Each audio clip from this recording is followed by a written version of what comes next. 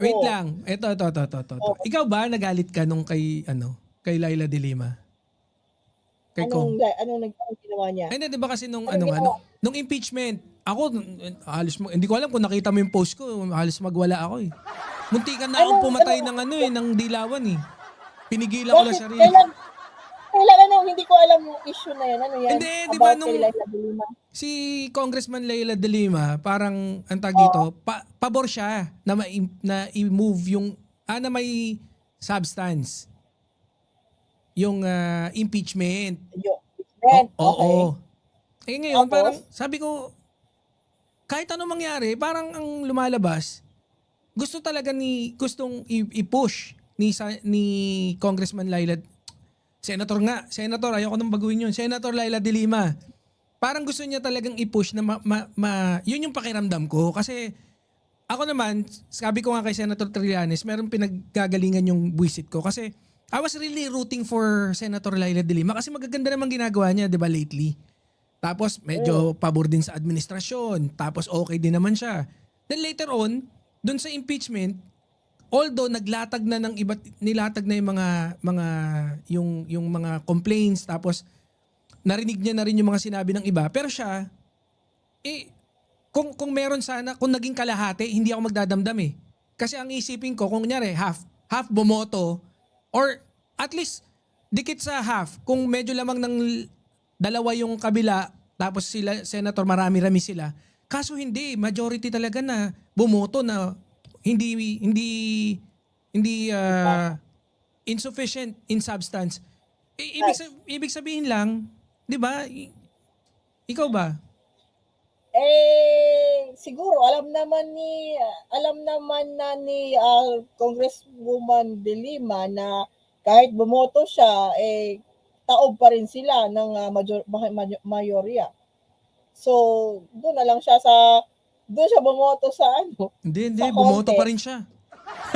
Bumoto pero siguro na lang, konsuelo na lang yan doon sa mga kasamahan niya na alam naman natin na isa lang yan sila talaga na grupo. Oo Yung nga. makabayan, di ba? Isa lang Oo. sila na grupo. So, yung kanyang boto is sympathy vote na lang siguro yun sa kanilang grupo.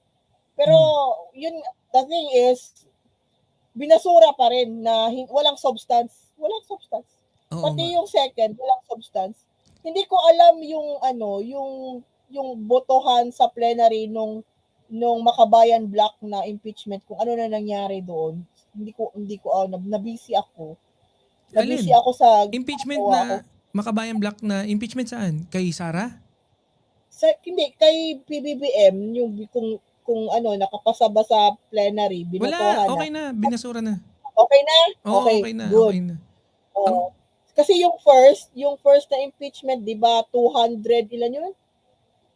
Yung kay Attorney De Jesus na oo. complaint, botohan sila sa plenary, umabot ng 200 plus yung bumoto na basura 'yon, 'di ba? Oo. Yun hanggang doon lang yung nakita ko yung second para sa second yung sa Makabayan na block na impeachment, yung kay doon na ako sa part na kay Erice, yun naiinis ako kay Erice. Hindi, Naiinis ako kay Erice. kahit di magsalita yun, pag pinakita yung mukha nun, nakakasar na eh.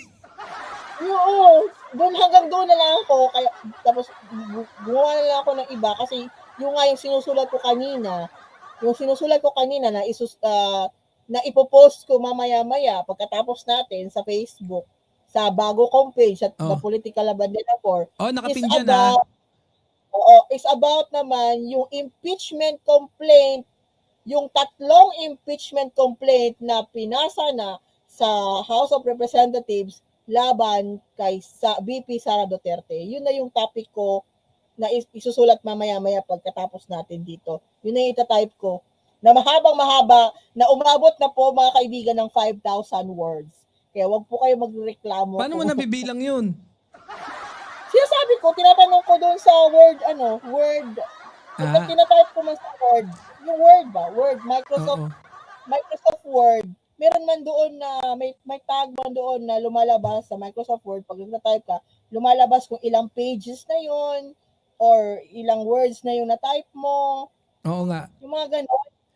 So, yun yung may marker ako kung ilang words na yun. So, mga 5,000 na yung nasulat ko kanina. Kaya sabi ko sa'yo kanina na, sorry na malilate ako konti. Ay, Ma'am TPL, Ganun. eto tanong. Kasi mukhang wala ka pa namang president on mind apart from Wala. no bias shit with kasi si speaker pero hindi pa siya nag-a-announce. Hindi pa. Punta tayo ng vice president. Sinong napipisil mo? Kung tumakbo sana kung interesado siguro tumakbo si Secretary Gibo. Si Gibo Secretary Chodoro. Gibo. Oo nga no. Si Magalong, ayaw mo ba si Magalong?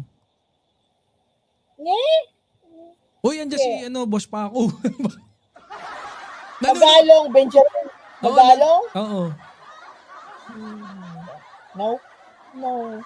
Sorry sa mga fans ni Mayor Magalong ng Baguio. Hindi ko po siya type. Sorry. Hindi. Si Sec Basta Gibo. susugal pa ako kay masusugal pa ako kay General Torre. Sorry ha. Kay General Torre. Susugal pa ako kay General Torre, Nicolas Torre III. Sabi ni Sentry, kahit presidente pwede raw si General Torre kung walang itataas ng kamay yung admin na iba, pwedeng si General Torre daw. Ibig sabihin ganun kataas tingin ni Hindi ko alam yan. Pero I think sa mga ganyan na bagay, kailangan ni General Torre tumakbo sa isa pang before yung presidency. Oo. Kailangan siya tumakbo sa isang local executive post. From Baclaran to Monumento. Joke lang.